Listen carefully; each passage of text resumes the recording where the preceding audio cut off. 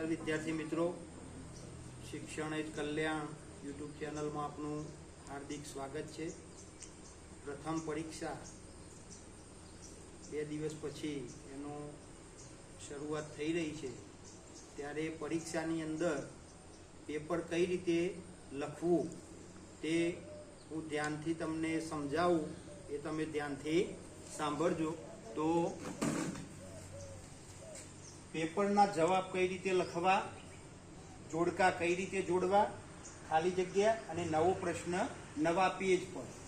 તો જ્યારે તમારા હાથની અંદર સપ્લિમેન્ટરી એટલે કે જે જવાબ વહી આવે ત્યારે સૌથી પહેલા શું કામ કરવાનું, જવાબ વહીને પેજ ચેક કરી લેવા, ક્યાંક પેજ તૂટેલું ના હોય, ક્યાંક ક્લિપમાંથી નીકળી ગયેલું ના હોય।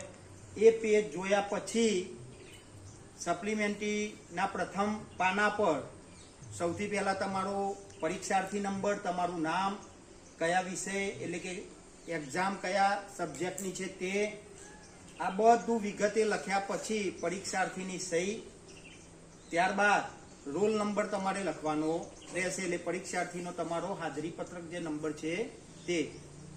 સપ્લિમેન્ટરી પર લખતી વખતે ક્યાંય પણ ચેકછાક કરવાનું છે નહીં। પરીક્ષાર્થીની સહી તમારે પરીક્ષાર્થીની સહી તમારા ખાનામાં જ કરવાની છે, ત્યાં સુપરવાઇઝરની સહી કે નિરીક્ષકની સહીમાં ક્યાંય સહી તમારે કરવાની નથી। ઘણા મિત્રો શું કરે છે કે જોડકા જોડતી વખતે માની લો કે ABCD આપેલું હોય, ABCD, તો એમાં માની લો કે એની અંદર વિકલ્પ છે ડેલહાઉસી, અહીંયા 1 2 3 4 એમ આપેલા હોય, તો ડેલહાઉસીની ખાલસા નીતિ। તો શું કરે છે બાળ દોસ્તો, ડેલહાઉસી નામ લીટા મારી દે, તો એ કરવાનું નથી। આ રીત કેવી છે, ખોટી। કેમ કે ડેલહાઉસી તો ખાલસા નીતિ, તો એ, તો એના સામે જવાબ 3 આવતો હોય તો આમ કરીને જવાબ 3, અથવા ડેલહાઉસી લખ્યા પછી એની સામે લખવાનું ખાલસા નીતિ। લીટા કરીએ કોઈએ જોડકા જોડવાના થતા નથી। નવો પ્રશ્ન નવા પાના પર લખવાનો।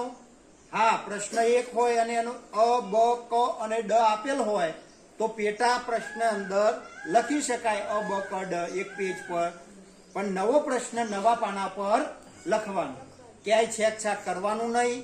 બીજું કે ખાલી જગ્યા પણ પૂરેપૂરી પેપરની અંદર લખવાની। કેમ, ઘણા વિદ્યાર્થી શું કરે, જવાબ જ લખી નાખે આમ કરી, તો આ રીત ખોટી।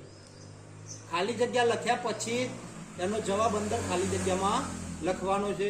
તો કોઈ પણ પરીક્ષાર્થી, કોઈ પણ વિદ્યાર્થી મિત્ર આવી ભૂલ કરે નહીં। અક્ષર સારા કાઢવાના, મુદ્દાસર જવાબ લખવાના। કોઈ પણ ટૂંકનો જ હોય કે માની લો કે ચલો પ્લાસીનું યુદ્ધ, તો પ્લાસીનું યુદ્ધ ક્યારે